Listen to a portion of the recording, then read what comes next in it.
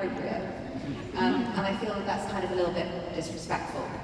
But in the most part, the people that have come up to me, it's just really nice. It means that when I am traveling, I do spend a lot of time away from home and away from my family. So to have people that recognize me for work that I feel proud of is a very humbling thing.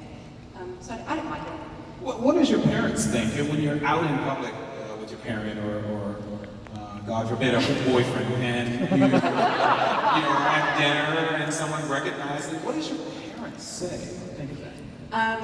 Well, my dad, I remember he came to the Winter Soldier premiere with me in LA. He was my date, and we were walking down the red carpet, and I was signing autographs, and this lady looked up and saw it was my dad, and went, "Oh, you must be so proud." And my dad is a very kind of deeply spiritual, earnest, Zen-like figure. He turned to her and he went, "No, not pride, joy. Because joy is something we can all share." It was so cute. So cute. And he really does mean that. He really does. He's very genuine in that way. My mum, on the other hand, is just, I think when it happens, she's more proud of the daughter I am, rather than the actor that I am. Like, that's all kind of nice, but it's more about the continued relationship that I have with her that she is most proud of. And me too, I'm most proud of. Thank you. Which is always important, maintain that relationship with Yeah. your parents. That's cool. Hi, my name is Lainey, and I was wondering, who's your favorite character you've played so far, and why? Oh, good question. There's been so, I did an episode of Black Mirror written by Charlie Brooker. That was, I think it's on Netflix. So Netflix do like me, I guess. And it was, I'd seen the first season and I thought he was amazing, like such an incredible writer, so I bombarded them until they gave me a role in it in the next season. And they gave me my own episode as a story of a girl's grief and how it's set 7 years into the future, so it's a little bit about the power of social media. And she discovers this chat room where the chat room kind of simulates her dead boyfriend, and she gets obsessed with it. So it's kind of sci-fi, but really rooted in a real feeling. And I love doing that. But then it's really, to be honest, of everything I've done, it's all my stage work that I'm most proud of. The classical stuff that I've done. I did the Pride a couple of years ago, and was nominated for an Olivier. Excuse me. Thank you very much. Didn't win, but still got to wear my dress. And that was beautiful. It's a story of a woman who knows that her partner is living a double life, and she has the incredible emotional intelligence to know that instead of taking it personally that he's lying to her, that actually he's in such personal suffering and pain because he can't really be the person he wants to be. And so she's a very generous person, and every week, eight shows a week, I had to kind of break down on stage every night, and that was very difficult, but incredibly cathartic. And the fact that it seemed to move people meant that I felt connected to an audience, and there's really no replica of that feeling. There's nothing that comes close to feeling like you're telling a story with shared group of people in a room, potentially strangers, but by the end of it, you feel like you've been on a journey together. If you guys would go on Hayley's IMDb, there's always a list of her work, and I'm going through it right now, and you've been so many characters and so many things, not just Agent Carter, but we have Bride's Head Revisited, the Duchess that you spoke about, Cassandra's Dream, Fear of Fanny. Remember any of the older stuff that you've done? What about whatever love? The first thing I did was The Line of Beauty, which was an adaptation of a Booker Prize-winning novel by Alan Hollinghurst, and it was about this girl called Catherine who she was manic depressive, and you kind of tracked her mania and her depressive moments. And she was also very bold. She kind of didn't have that kind of social etiquette, so she would be someone who would say exactly what she thought, and then kind of realise that the whole room would be in silence, in absolute shock of what she said. But I loved that. It kind of gave me a confidence to just go for it.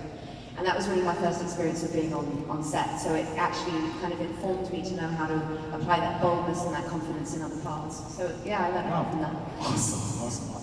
Thank you. Thank you. Thank you. Uh-oh. Hey, how's it going? Good. I actually don't have a question, but I want crowd participation. How many people want Agent Carter to continue on? How many think we dropped the ball? Let's hear applause for that, all right? Actually, the question is my friend back here. Tony Stark, ladies and gentlemen, you suck. Okay. It's Tony for you. Hi, Hayley. Hi. Wore my dress greens for you today. Love man in uniform. Well, okay. Since you mentioned that. You still owe me a dance, so. If you want to cash in on that. You got a question, right? Yes, my question is, what did you think of yourself when you first saw yourself CGI in the bed in Winter Soldier after you saw it? The first time I saw it was with my dad at that premiere, and he just turned to me and he said I look like my grandmother, and we'd lost her a couple of years before, so it was a very poignant moment. And yeah, they'd actually they'd asked for photographs of my elderly relatives, so that they were really trying to get a sense of what I could look like at that age. So they really did a great job. They're very specific. So my dad was kind of very moved by it. Awesome. You make a great start. We do have a shield set up in the exhibit area if you want to come up. Yeah, he'll hide you, whatever. Hi. Hi, Miss Atwell. Hello. I'm sorry, I'm nervous. I was just wondering, since Peggy Carter was such a big part of your life, if that now that she's gone, if you feel like you lost a part of yourself. It's funny. In many ways, not. I mean, I have a very close relationship with the makers of the show. And in fact, we have, I think I was telling you this before, we have a group text chat that goes on daily. It's literally, I mean, it's ridiculous. We have Eric Pearson, who was writing our show and is now writing Thor, and he's in Australia. We have James Darcy shooting for Dunkirk. We have the writers in LA. We have Dominic flying all over the place doing Preacher and Gods with Us. And so we're still very much a family, and I think it's a testament to the fact that I'm not just saying for the sake of it sounding sentimental that we really love working together. We did, to the point where we just keep talking every day, and it's not so much just that because we want to bring Peggy back, it's that, but it's also, these are a really great group of people, and in maintaining contact with them, I don't feel like I've lost anything. I feel like I've taken the best bits of what that show was, and I've brought it with me into my everyday life. And being at these conventions as well makes me feel that Peggy's still there. Yes, indeed. Right. Good job. Thank you. Guys, we have time for a couple more, so we're going to try and roll through this as quickly as I can, so go straight to the question, okay? Hi, Ms. Atwell. Do you, outside of the movie set, do you ever find yourself acting like Peggy Carter? Just punching people in the face with your hair.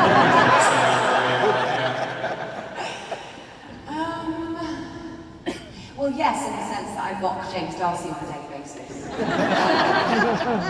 In that sense, yes. And I think also, I mean, I was on the phone to my best friend today, and she was like, "Damn, you're really channeling Peggy today."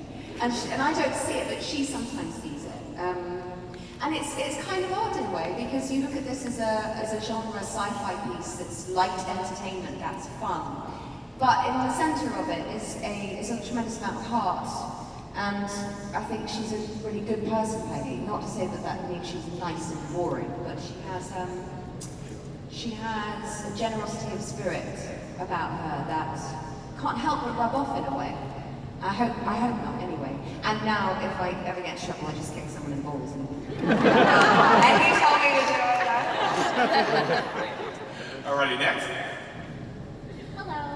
How do you think Peggy would react if she found out that Sharon kissed Cap? Well, first of all, she'd be turning over in her grave. She'd be like, no. And she would inject the blue serum. She would become super. She'd break out of the coffin and ground her. You're writing She'd this. take Steve's ass. This is going to become a comic. You understand what room you're in right now. Just show up in a bunch of panels and Peggy Carter turns evil to dark side, got a hood. Big cape, pulls back her hair. Evil Peggy. You good? Thank you. All right. Alrighty, Supergirl. So I was wondering, do you like Marvel or DC characters best?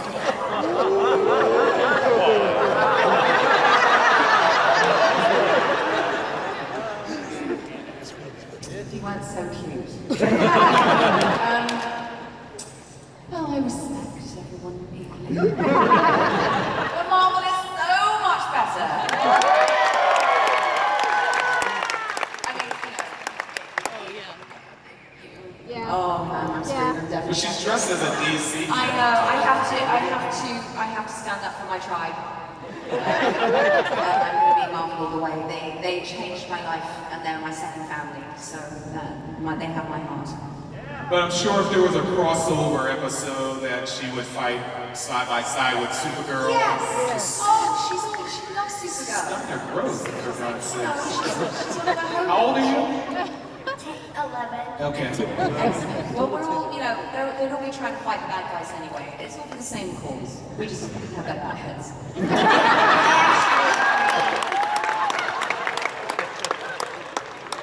Okay, and the absolute last question. My apologies, but she has No pressure. to get no pressure. This better be a good one.